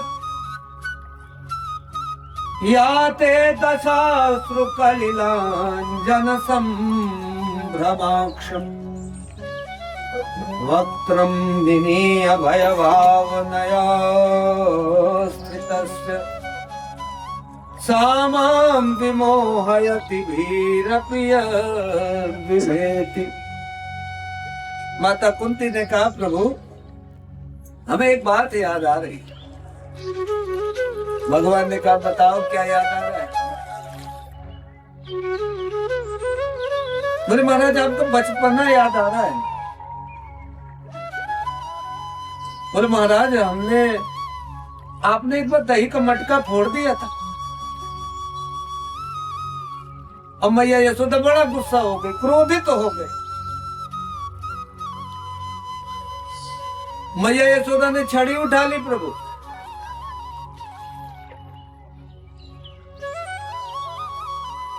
और आप भयभीत, अरे भयभीत प्रभु आपसे भयभीत रहता है। और आप खुद भयभीत हो गए मैया यशोदा से।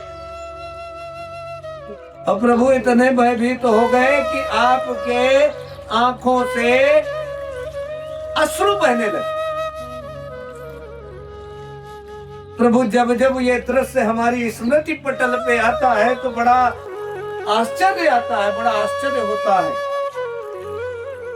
प्रभु मैं तो ये सोचती हूँ कि जिसके इशारे मात्र से पूरा संसार चलता बनता बिगड़ता है, जब वो अपने भक्त के सामने आ जाता है तो कितना कातर होता है। भगवान ने कहा मैया मांग लो, तुम जो भी मांगना चाहती हो मांग। माता कुंती ने कहा प्रभु अब कुछ चाहिए नहीं, सब कुछ तो दे दिया आपने। महाभारत का युद्ध आपने जितवाया, अभी हमारी बहू उत्तरा की रक्षा भी आपने की, उसके गर्भ की परीक्षित की रक्षा की। अब क्या मांगे आपसे? आप यदि कुछ देना चाहते हो तो जो ये बंधन हमारे मन में है, मोह है, जो स्नेह का बंधन हमारे कुटुंब से पुत्रों से है, इसको खत्म कर। भगवान ने कहा मैया बस इतनी बात बोले। हाँ बोले जाओ समा। बोले भागवत भगवान की जय।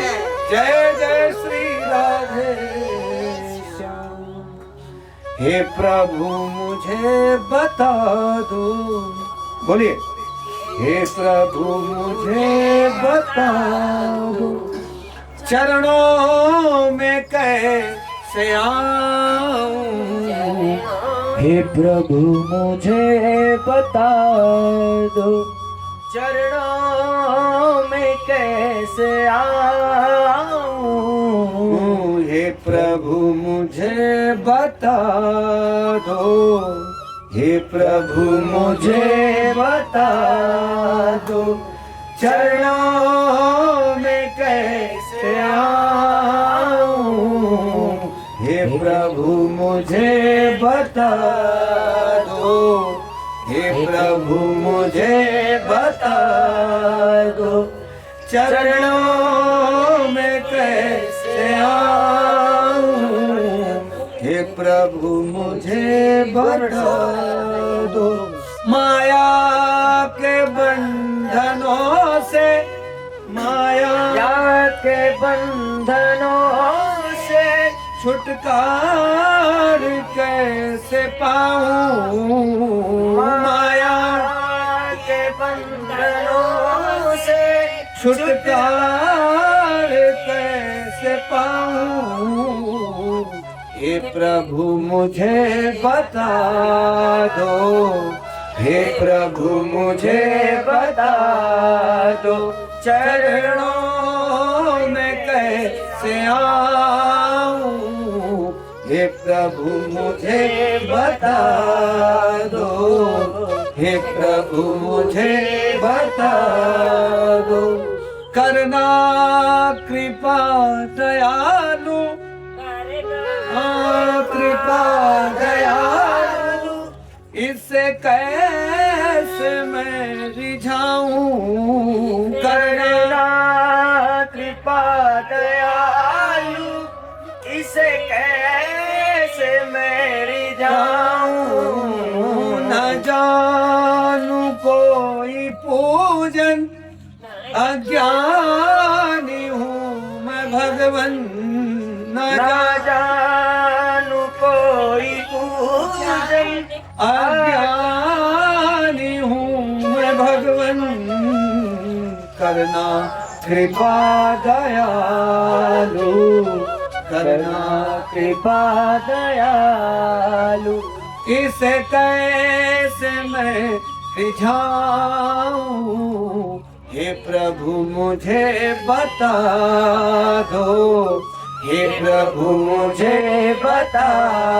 दो, चरणों में कैसे आऊं, हे प्रभु मुझे बता दो, हे प्रभु मुझे बता दो।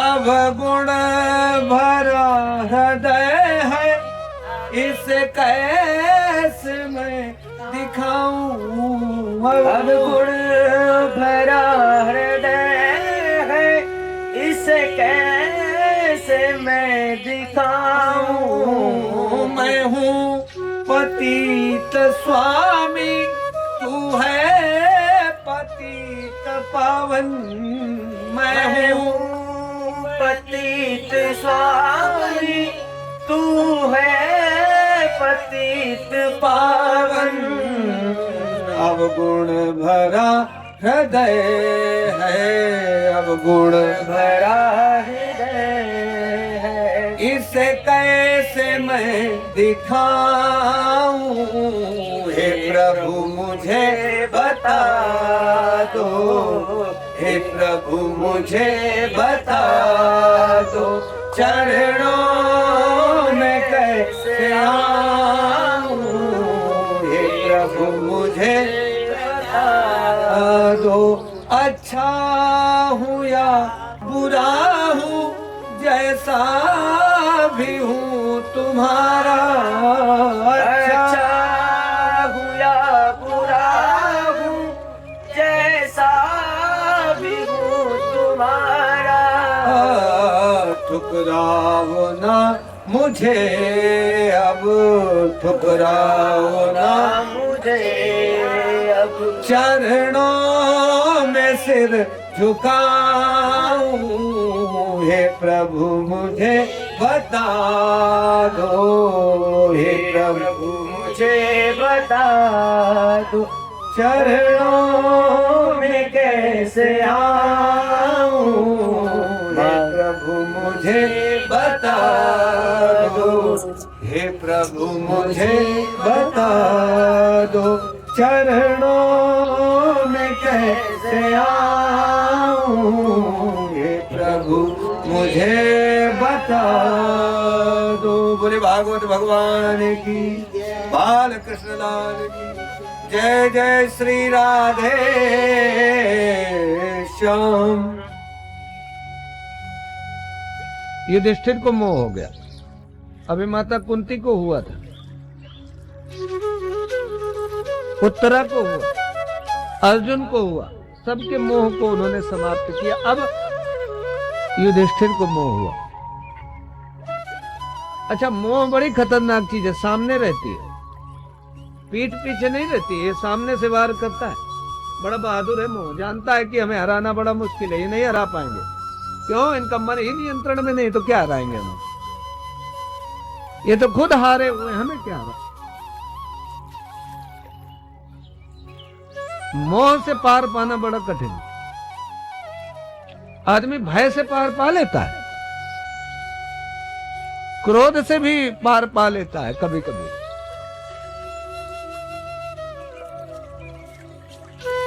लेकिन मोह से पार जाना बड़ा कठिन। मोह सकल व्याधिन कर मूला। जितनी बीमारियां हैं ना ये संसार में फंसने वाली, दुख वाली जितनी बीमारियां हैं, वो मोह से ही निकलती हैं। मोह जड़ है, मोह रहेगा तो फिर इससे निकलना बड़ा मुश्किल है, भगवान की प्राप्ति होना बड़ा कठिन है।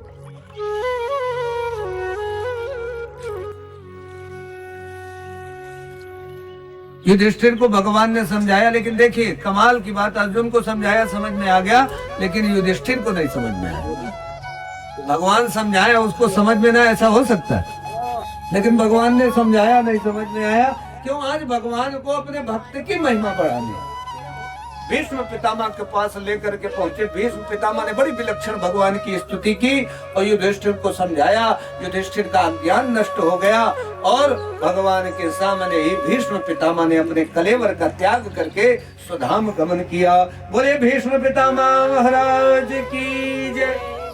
जय जय श्री राधे।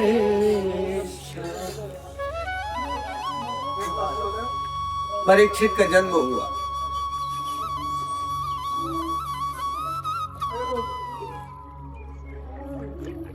परीक्षित का जन्म हुआ।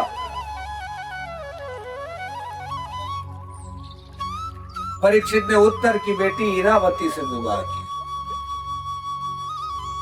एक बार परीक्षित दिग्विजय के लिए निकले, युद्ध के लिए। पहले के राजा अपने राज्य की सीमाएं बढ़ाने के लिए युद्ध करते थे।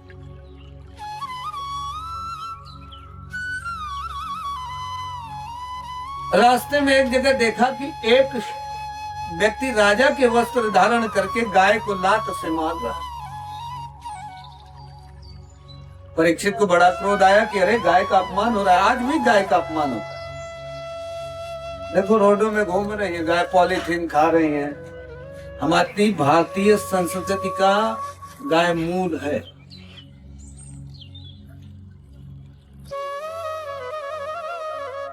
राम के जो पूर्वज थे रघु महाराज, उन्होंने गाय माता की सेवा करके संतान की प्राप्ति की थी।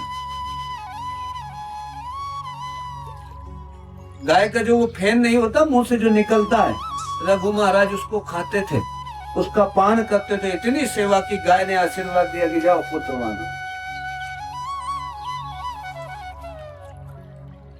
गाय को एक रोटी खिलाने से बहुत बड़ा पुण्य होता है। प्रतिदिन सदगृहस्थ का तो ये नियम होना चाहिए कि हम प्रतिदिन एक रोटी तो गाय को खिलाएं। अच्छा, जूठन नहीं खिलानी चाहिए गाय। लोग क्या करते हैं, घर में जो बचता है ना वो गाय को डाल देते हैं। जूठन खिलाने से पाप होता है। गाय का ग्रास भोजन जब बने उसके लिए पहले से निकाल लो। बाद में नहीं निकाला जाता है कि जो भोजन बचा बासी वो हम खिला दें। शुद्ध भोजन कराना चाहिए। और गाय के मस्तक को प्रणाम नहीं किया जाता, पैरों को प्रणाम करना चाहिए। किसी के मस्तक को छुओगे तो उसको अच्छा लगेगा। पैर छूने की प्रक्रिया क्या है भाई? पैर चरण स्पर्श करो उसके। मस्तक थोड़ी ना छुआ जाता है, पैर छुए जाते हैं। तो गाय आपको यदि भय लग रहा है कि हमें मार देगी तो दूर से पृथ्वी को स्पर्श करो, प्रणाम करो मन। गाय में सारे देवता निवास करते, समष्टि है वो, सारे देवता।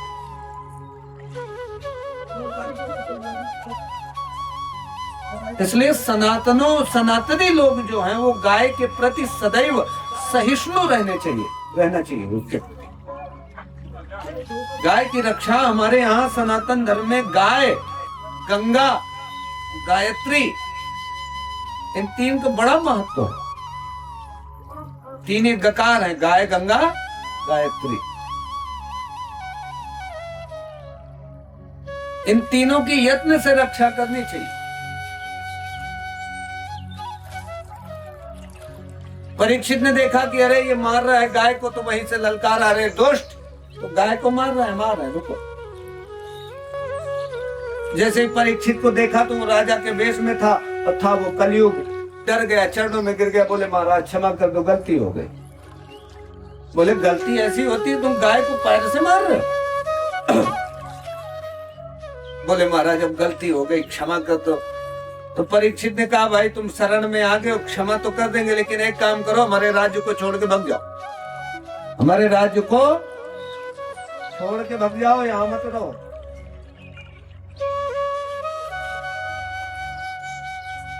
कलयुग ने कहा महाराज कहां जाएं बताओ।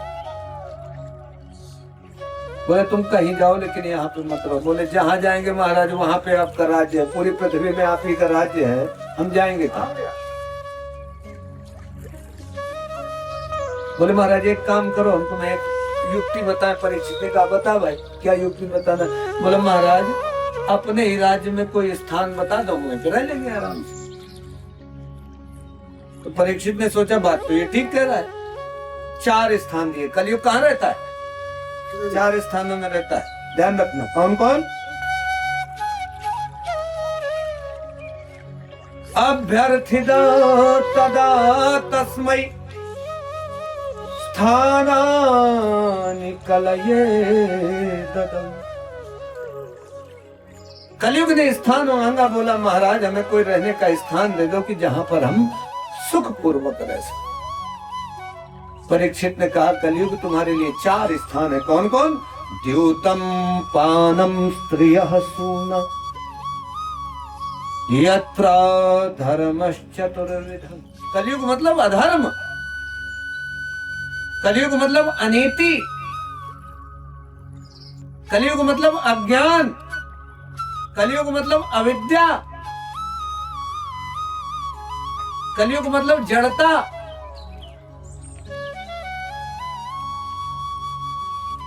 कलह, जिसमें कलह ज्यादा होती है वो कलयुग। और कलह कब होती है? अज्ञानता में ही तो होती है। अबोध बालक लड़के लड़ते हैं ना, क्यों? क्योंकि वो जानते नहीं कुछ। तो ये कलह का युग है। किसका युग है? और कलह के 4 कारण कौन कौन? द्यूतम, द्यूतम मतलब जुआ, द्यूतम मतलब जुआ। जुआ खेलोगे तो झूठ बोलोगे, नहीं बोलोगे, क्योंकि तुम जुए से क्या चाहते हो? धन चाहते हो, और तुम्हें धन ही वो अच्छे तरीके से मिले, गलत तरीके से। यदि तुम्हें धन ही ईमानदारी से धन चाहिए था तो जुआ क्यों खेल रहे? जुए से असत्य की, झूठ की उत्पत्ति होती है।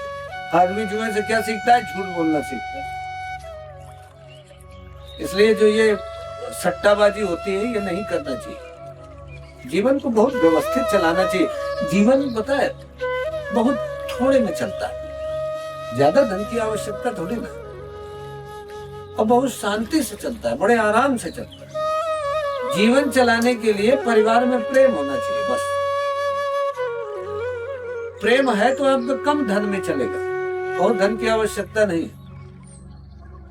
और ज्यादा धन तुमने एकत्रित भी कर लिया अधर्म पूर्वक, अन्याय पूर्वक, किसी को लूट पाट के, तो उससे क्या होगा? वो सब निकल जाता है, नहीं निकलता। तुमने कमा लिया धन, और पुत्र तुम्हारा यदि गलत निकल गया तो तुम क्या करोगे उस धन को? बताओ। कमाते रहो जिंदगी में, तुमने कमाया और बाद में बुढ़ापा में तुम कष्ट में भी हो कि यार इतने मेहनत से कमाया और एक भी धन बचने सभी उड़ा रहा है। गुणकारी पैदा हो गया तो क्या होगा? आत्मदेह को जंगल भगना पड़ेगा। अभ्यर्थितस्तदा तस्मै स्थानानि कलये ददौ। द्योतम पानम स्त्रियः सूना यत्र धर्मश्चतुर्विधः। कलयुग के 4 स्थान। पहला कौन? जुआ। जुए से क्या पैदा होता है? असत्य, झूठ, कपट। पानम, पानम मतलब मदिरा। पानम मतलब मदिरा। मदिरा से क्या आता है? मद। मद का मतलब होता है अपने सामर्थ्य को न जानना। आप दारू पिला दो और किसी से भी लड़ा दो, लड़ जाए। दारू वालों को देखो, रोड में खड़े होके कहो रोड को डंडा मारे हैं, हंसते। बिजली का खंभा बीच में पड़ जाए तो कहा उसी से मिल जाए। अरे तुम बीच में कैसे आ गए? मद मतलब अपने सामर्थ्य को न जानना।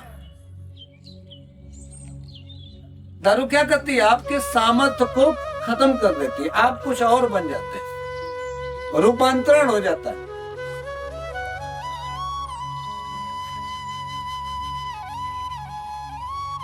और सामर्थ्य का यदि बोध नहीं है तो अपराध करोगे तो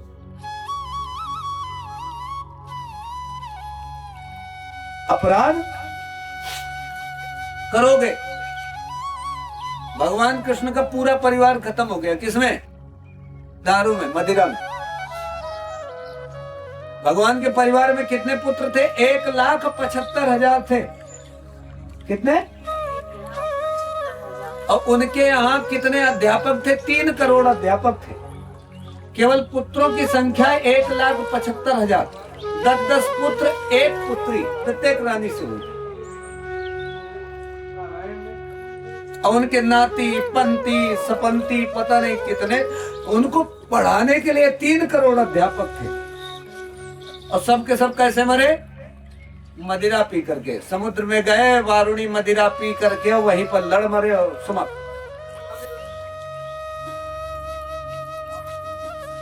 किसी को नष्ट करना हो तो उसको नशा सिखा दो, दारू सिखा दो बस। कितना भी धन हो, यदि वो डेली दारू पीने लगे तो बर्बाद। कई लोगों को हमने देखा है, आपने भी अनुभव किया होगा कि दारू पी के अपने जीवन को समाप्त कर दिया। पता नहीं दारू में क्या होता है, इतनी कड़वी होती है कि एक साधारण आदमी पी नहीं सकता है, लेकिन जो लोग पीते हैं उनको बड़ा आनंद आता है। करेला खाने को बोलो नहीं खाएंगे, नीम खाने को बोले कड़वा है। उनको त्रिफला दो, त्रिफला भैया खा लो तो उल्टी करने लगते हैं, लेकिन दारू पी लेंगे। दारू कैसे चली जाती है? द्योतम पानम स्त्रियः सूना यत्र धर्मश्चतुर्विधः। तीसरा कलयुग का निवास, स्त्रियां।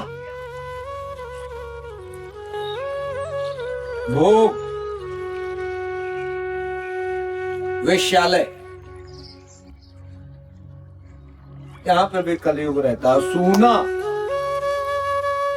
सूना मतलब हिंसा। अच्छा, वेश्यालय में क्या रहता है? काम रहता है, कामना बढ़ती है, वहां पे इच्छाएं बढ़ती है। जैसे घी में आग में घी डालो तो क्या होता है? घी प्रज्वलित होता है, आग प्रज्वलित होती है। हिंसा, हिंसा से किसकी उत्पत्ति होती है? वैर की। तो जहां जहां मारपीट हो रही हो, लोग एक दूसरे को मार रहे हो, जुआ खेल रहे हो, दारू पी रहे हो, वेश्यागमन हो रहा हो, वहां पे संभ्रांत व्यक्ति को दूर रहना चाहिए, वहां से हट जाना चाहिए। ये चीजें व्यक्ति को समाप्त कर देती है, नरक में लेकर के जाती है। नरक मतलब कि आप गलत रास्ते में चले जाए। अच्छा, भागवत में बोला गया बहुत स्पष्ट, जहां पे ये परीक्षित उपाख्यान है और जहां पर ये कलयुग मांग रहा है। वहां पे भागवताकार ने सूत जी ने स्पष्ट बोला सौनक जी से कि सौनक, ये जो 4 चीजें हैं, इनसे 3 लोगों को तो विशेष तौर पे दूर रहना चाहिए। एक नेता जो राजनीति से जुड़े हुए, व्यवसायी जो व्यवसाय करते हैं, और तीसरा महात्मा। 3 लोगों को तो कभी गलती से भी नहीं छूना चाहिए। लेकिन ये आज के समाज का वो दुर्भाग्य है कि ये तीनों इससे जुड़े हुए हैं कहीं ना कहीं। ये दारू तो फैशन बन गया है बिल्कुल। आजकल तो शादियों में देखो दारू की पेटी आती है भैया, मदिरा की रख लो, कोई रिश्तेदार आएगा उसको पिलाएंगे। एक पेटी कई पेटी। हाँ, कई पेटी आती है। अभी देखो कितना बड़ा आदमी, अभी अंबानी के बच्चे की शादी हुई थी, उसने पता है मांस और मदिरा से को हटा करके विवाह किया, उसकी शादी में नहीं परोसा गया। कितने कमाल की बात है। हाँ? मांस और मदिरा नहीं परोसा गया। और हम लोगों के पास 4 रुपए, उसके पास कितना रुपया है? इतना रुपया है कि हमें हमें हमारे पूरे खानदान को तोल दे। तो देखिए वो नहीं खर्च कर रहे हैं मांस और मदिरा ने। हम इतने गधे हैं कि मांस और मदिरा में पड़े हुए। ब्राह्मण को तो छूना नहीं चाहिए, सनातन धर्म का जो पालन करते हैं उनको छूना नहीं चाहिए। और एक बार हम उड़ीसा गए, तो उड़ीसा बंगाल में, वहां पे हमारा प्रवचन था। वहां पे गए तो जिस गली से निकले उसी में मछली की गंध। हम पागल हो गए, हमने कहा कहां फंस गए आखिर के।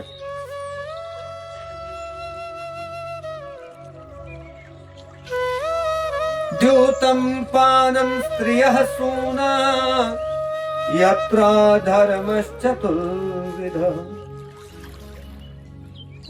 कलयुग ने कहा महाराज ये कौन से स्थान दे दिए 4? बोले इनमें क्या दिक्कत है, जैसे तुम हो वैसे ही तुम्हें दिए।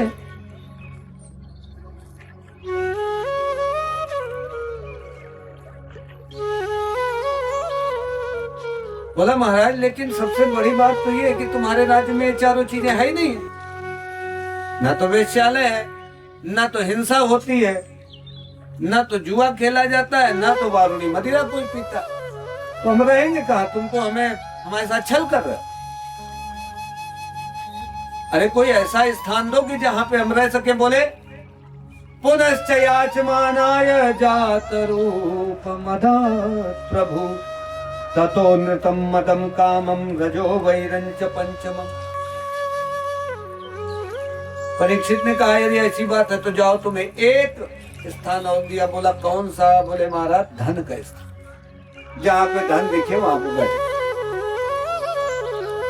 परीक्षित ने कहा बिल्कुल, कलयुग ने कहा बिल्कुल सही बोल रहे, बिल्कुल हाँ सही बोल रहे। कलयुग गया और जा करके परीक्षित के मुकुट में बैठे। इसलिए बुराई को कभी आश्रय नहीं देना चाहिए। आपको बताएं, बुराई को यदि तुमने आश्रय दिया, जरा सा भी यदि मौका दिया, तो वो जीवन का तुम्हारे भाग बन जाएगा। नशा आदमी कैसे सीखता है? गुटखा सामने खाना कैसे सीखता है? पहले वो थोड़ा थोड़ा खाता है। कोई रिश्तेदार आया और बालक से बोला जा बेटा गुटखा ले आओ, जा करके वो लेके आया, 2 दाने उसको रखे और वो 2 दाने खाया, 4 दाने खाया, 5 दाने खाया। फिर वो क्या करता है कि खरीद के खाने। इसलिए बुराई को उंगली मत पकड़ाओ। यदि उंगली पकड़ाओगे तो कलाई पकड़ लेगी वो।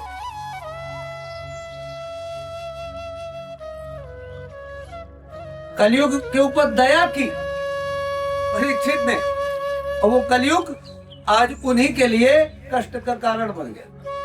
जा करके मुकुट में बैठ गए। एक दिन परीक्षित जंगल में शिकार के लिए गए। पूरा दिन घूमते रहे, कहीं पर शिकार नहीं मिला तो बेचारे थक गए। और थक के शमीक ऋषि के आश्रम में पहुंचे। सोचा जाएंगे कुछ जलपान करेंगे, वहां पे विश्राम करेंगे। पहुंचे तो शमीक ऋषि समाधिस्थ, भगवान के भजन में मदमस्त मस्त। परीक्षित ने जल की याचना की। बोले महाराज जल दे दो। एक बार बोला, 2 बार बोला, 3 बार बोला, सुना ही नहीं तो परीक्षित को क्रोध आ गया कि हमें लगता है ये नाटक कर रहा है, जब देना नहीं चाहता है। तो वहीं पे एक मरा हुआ सर्प पड़ा था, वो उस गले में डाल दिया। अब ये खबर शमीक ऋषि के पुत्र श्रृंगी ऋषि के पास पहुंची। श्रृंगी ऋषि को बड़ा क्रोध आया, बोले अरे इस दुष्ट राजा ने इतना बड़ा जघन्य अपराध किया, इसकी इतनी हिम्मत की हमारे पिता का अपमान किया। इति लंघित मर्यादम तक्षकः सप्तमे हनि। इति लंघित मर्यादम, इस राजा ने अपनी मर्यादा का हनन किया है, इसलिए दंक्षतिस्म तक्षकः, इसको तक्षक सर्प काट लेगा। कब काटेगा? आज से 7वें दिन। दंक्षतिस्म कुलांगारम चोदितो में ततत्रुः। बोले इस राजा ने हमारे पिता का अपमान किया है, इसलिए आज के 7वें दिन इसको सर्प डस लेगा। बोले भागवत भगवान की जय।